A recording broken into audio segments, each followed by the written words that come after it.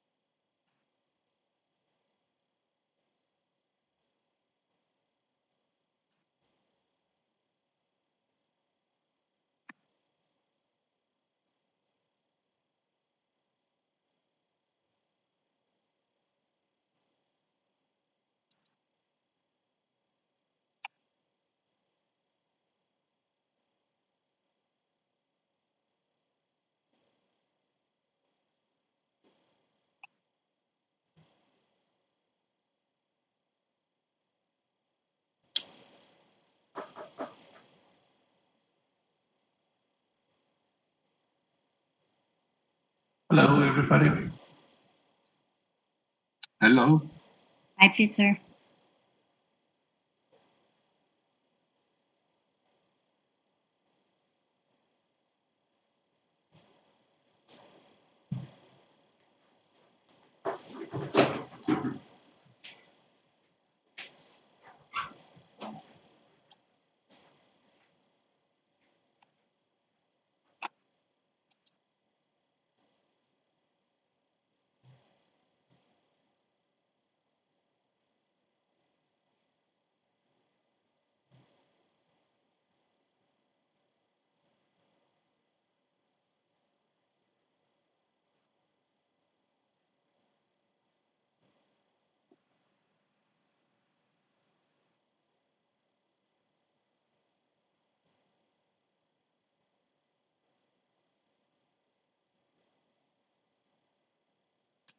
Hi, Bernard. Hallo.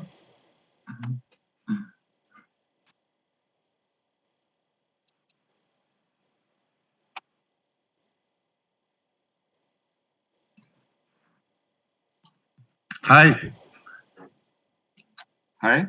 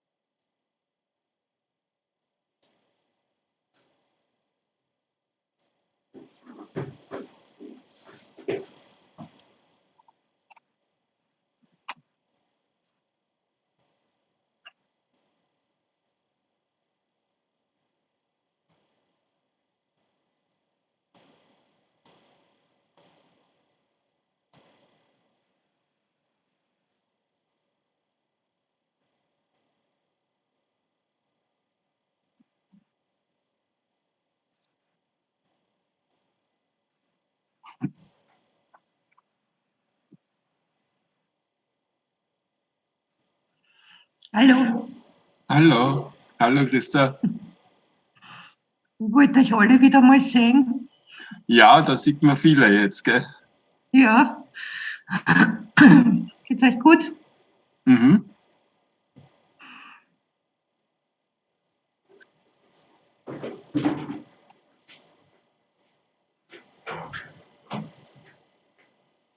With 5 or D, Gary Oldman.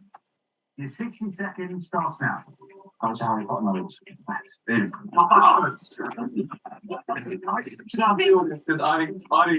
know now.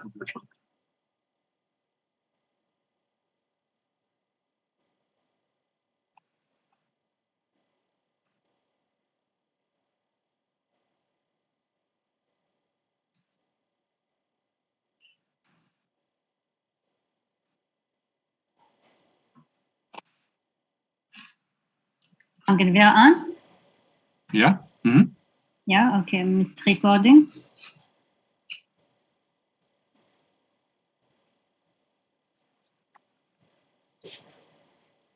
Recording in progress.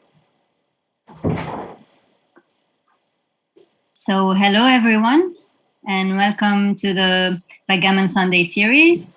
Today we have a very special guest, our president of WBIF and president of WBGF, and Grandmaster, who will be giving us today a lecture on fighting till the end. So,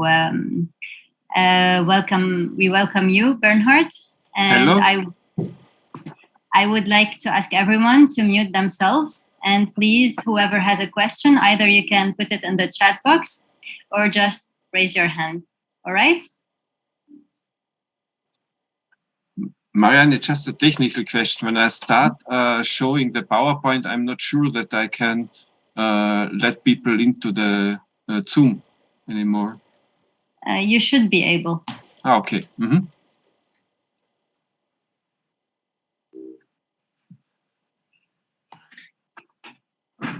So, everybody, it's a honor to be invited now to this Backgammon Sundays. To be honest, I quite often already was invited to comment at streams, but this is now a bit different. And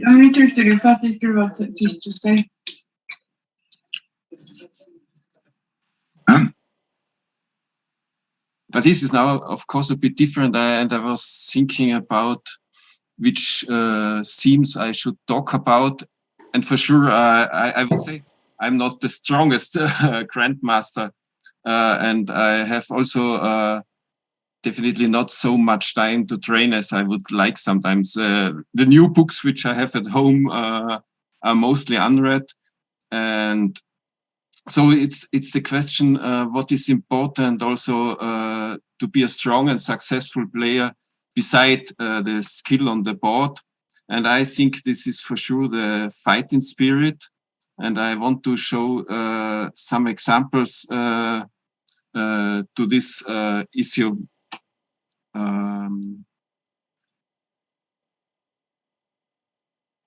Moment.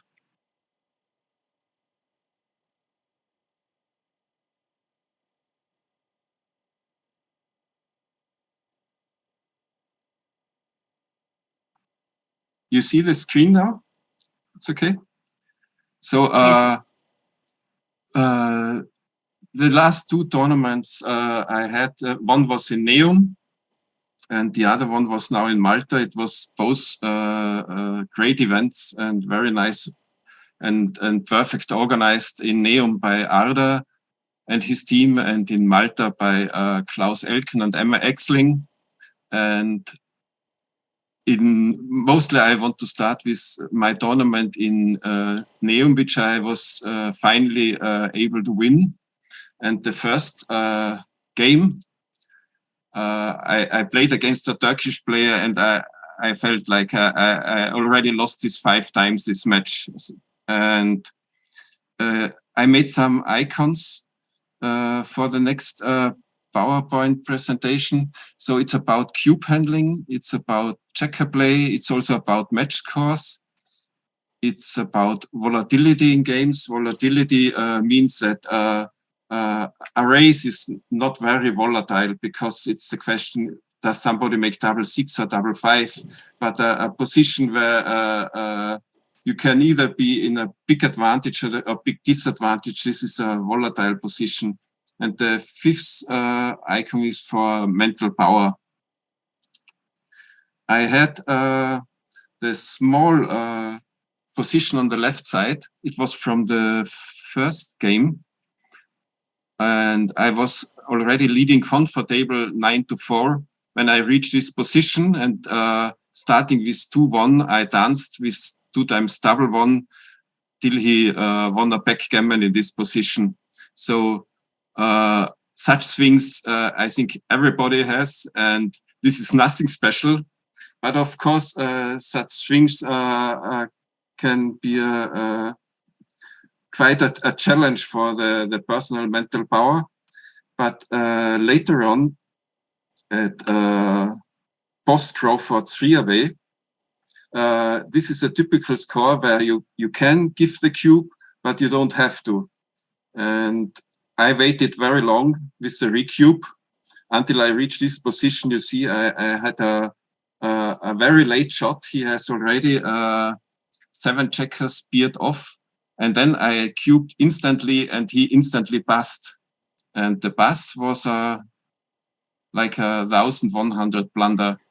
So going for these little chances, yeah, is I think very important to be successful in tournaments. And like being already lost in the first match and being able to turn such a match is giving a good vibes, of course. The next position was from the semifinals, and I was already back in the match. The match score, he was leading 5-0 to 11 points, and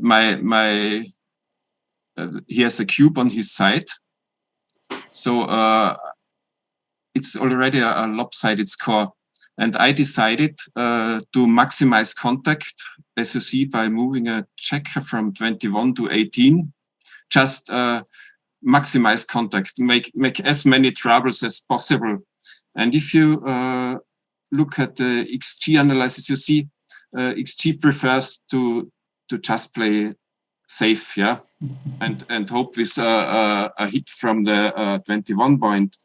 But I thought, if I just spread everywhere my checkers, yeah, I try to confuse my opponent. And finally, it's a bit anecdotic, but if you look at this position, he could have got a perfect cube and I would have had to pass, but he didn't do so. And I got a shot and was able to turn this game.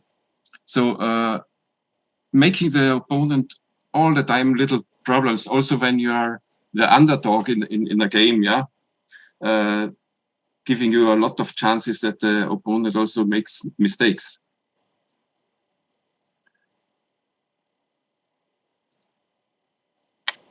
And here I was white in this game. It was in the Austrian Online Championship, and my opponent already moved the both back checkers, and he recognized, oh, Bernhard can make double one, and I can hit him, and I can close my board, and I can win also the other games and win the match. And that happened.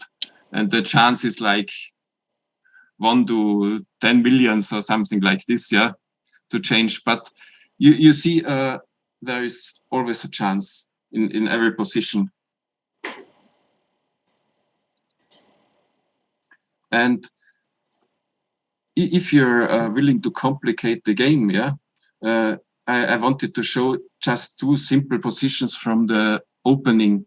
If you have 6-2 and you slot to the 5 point, slotting is always tending to make the positions more complex. So if you slot with 6-2, it's a small mistake. Or if you have 4-1 and you do it, it's also just a small mistake. So to say it simple, if you like to play complex, you should slot and test these positions. and enjoy the much more crazy games which will develop out of these decisions.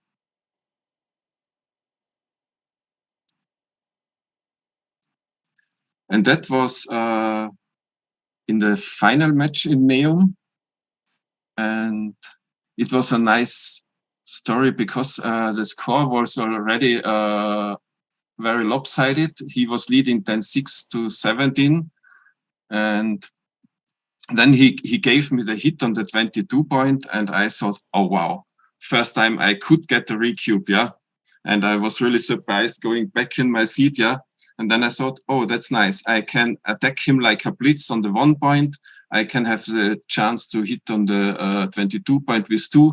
So I immediately cubed, and he took, and I started to blitz him with 5-4. And as you see on the left side, all my decisions were wrong, but it is very important to take the chance when you have the feeling you can get it, yeah.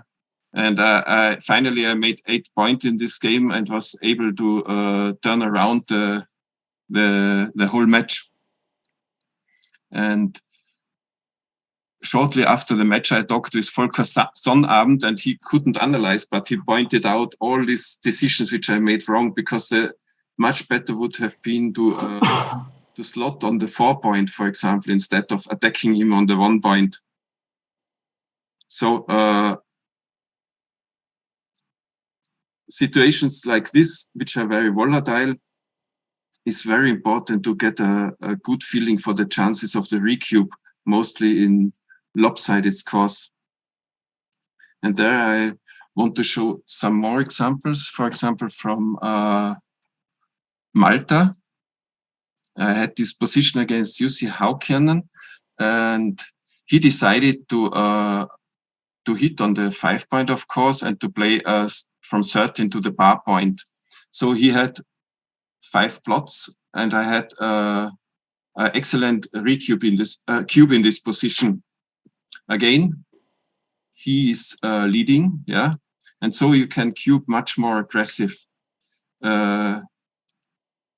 Here you see the analysis, yeah, and you see I have just 55% chance, yeah, but in lopsided scores you can cube much earlier, mostly when there are gammons involved, because you see both players have more than 20% gammon, but the gammon value for the trailing player is much higher than for the leading.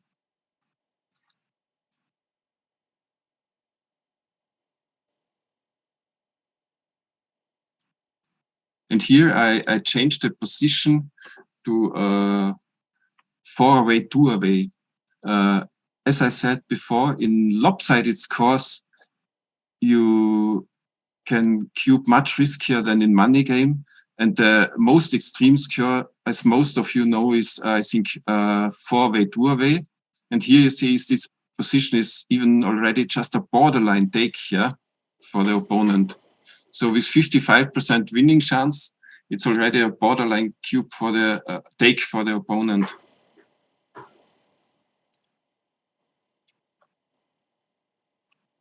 And here, I wanted to show it with a opening position, like an opening blitz position. In the big diagram, you see that 4 away, 2 away, and there it's already a pass. At lopsided score, it's a take, and in money game, it's no double take. So it's very interesting to compare, not to learn so many take points and match equity tables and so on, but just to learn comparing money game with certain match scores. And another nice example is if you turn around the score. For example, you are leading in a position, and then you switch it that you are trailing, and you compare then the cube decisions in both situations. That helps a lot to get a good feeling for the cube. And another example for lopsided scores is if you are trailing, it's often right to play 2 down from the midpoint, like in the left position, or attack in the home field, for example, in the right position with 4. You have just 8 checkers in that zone. And normally this is an indication that it's too early to attack. But at lopsided scores or even at 4-way, 2-away, 2 down and blitzing in the home field, these are very important options to consider. And this is an example. At Facebook, we have this nice site, Backgammon Strategy, where they are discussing many positions. And this was a recent one where they asked how to play this 6-1.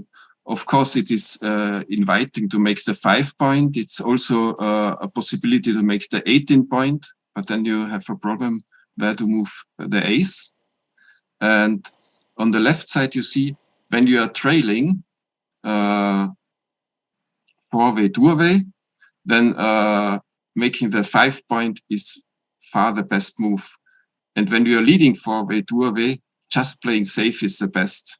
So switching the scores from trailing to leading is a very fast and good help to get a feeling for the cube. I called it score flipping.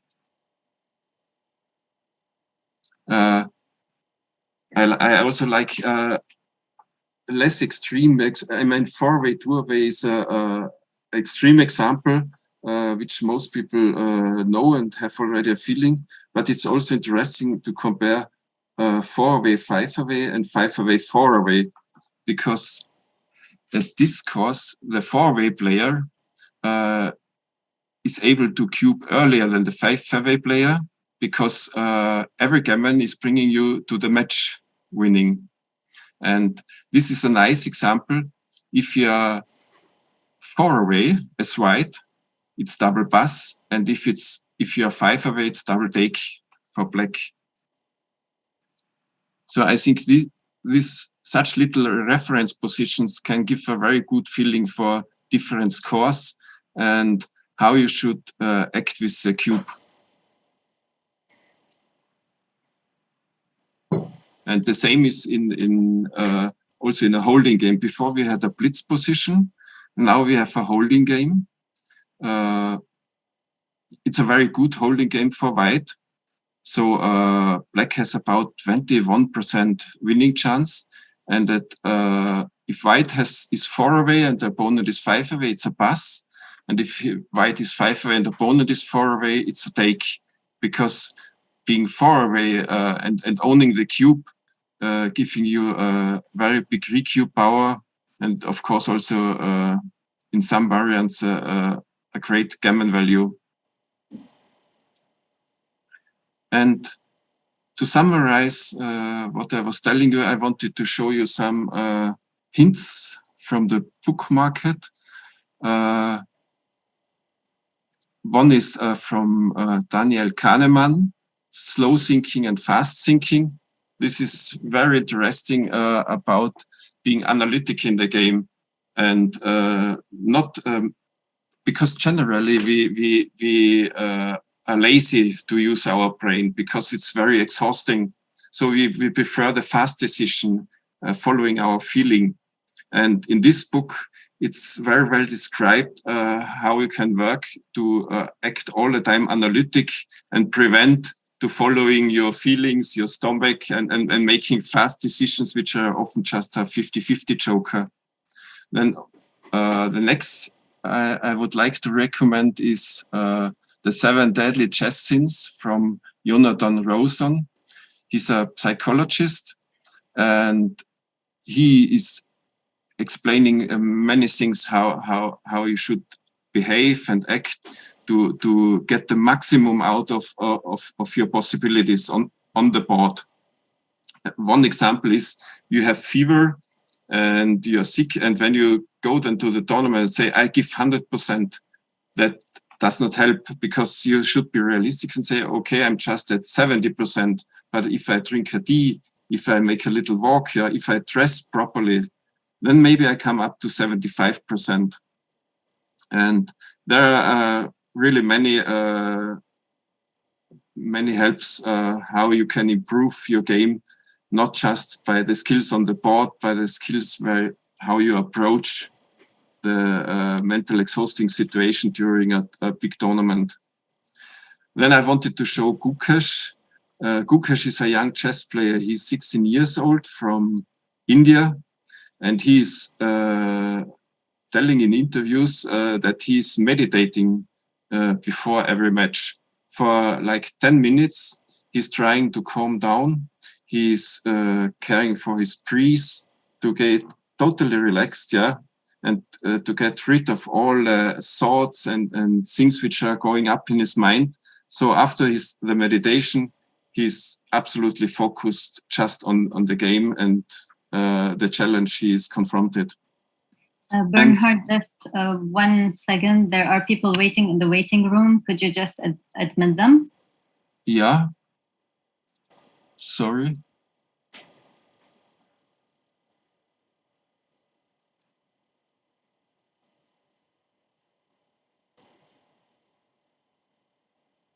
I don't know.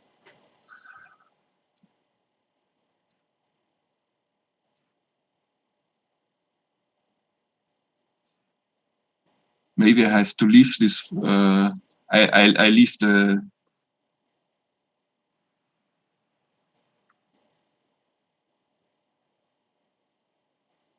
Okay.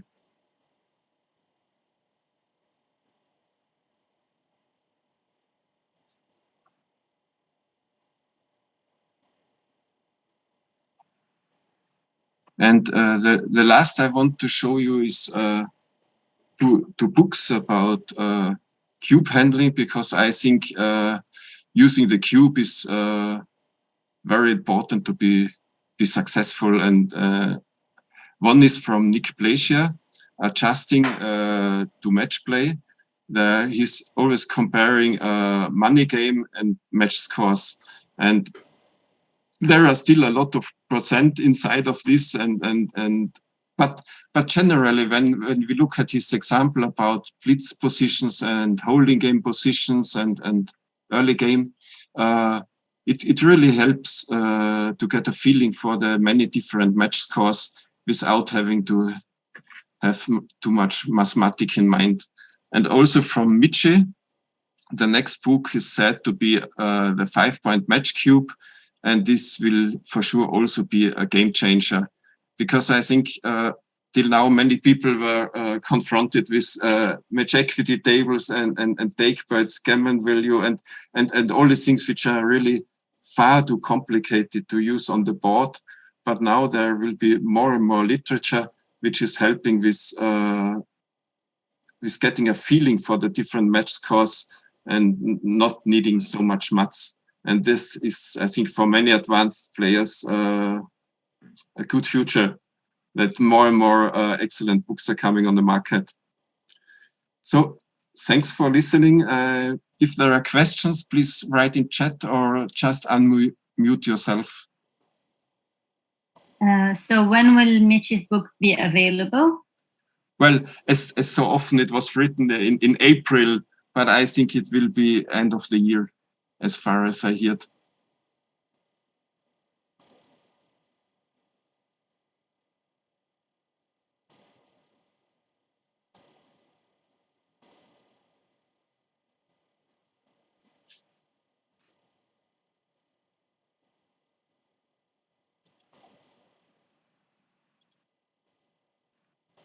Does anyone have any question about the previous positions that Bernhard showed?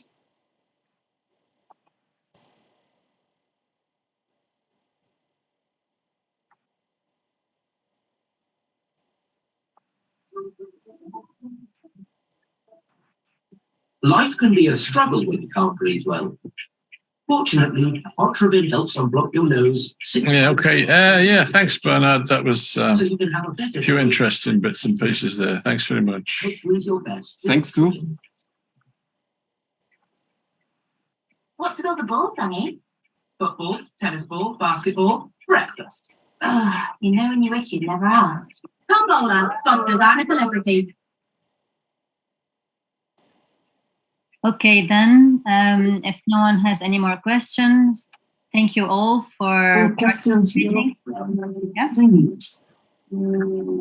Okay. Welcome back, Thomas Celebrity. Get me out of here. The ball. Yeah, cheers. See you next time, maybe. Yeah. Very, very soon. All right. So I hope you'll join us again. Well, there is a question for you, Bernhard, I think. How good are you at chess?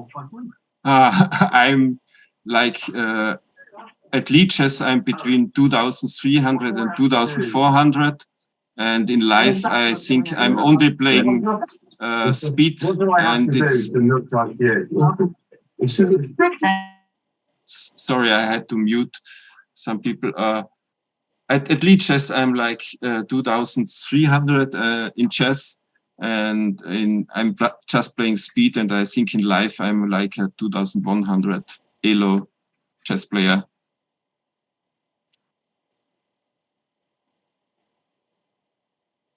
So there is another question from Charlie. He's a beginner, and he's asking, what does 4 away, 5 away mean? 4 away, 5 away means if you have playing a match, and it can be to 7 points or to 9 points or to 13 points. So if I say I'm leading 4 points and the opponent has 3 points, it is giving not a lot of information when you don't know how many points is the whole match. So talking in away is always exact, because, for example, when I lead 4 away, 5 away, it's I'm leading 3 points against 2 points in a 7-point match, or I'm leading 9-8 in a 13-point match.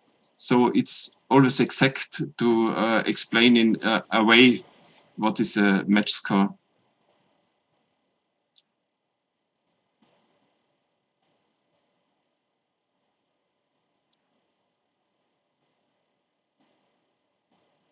I guess that's it. So, yeah. So thanks. Thank you, everyone. And see you on next Sundays. Yeah. Bye. Thank you. Danke. Record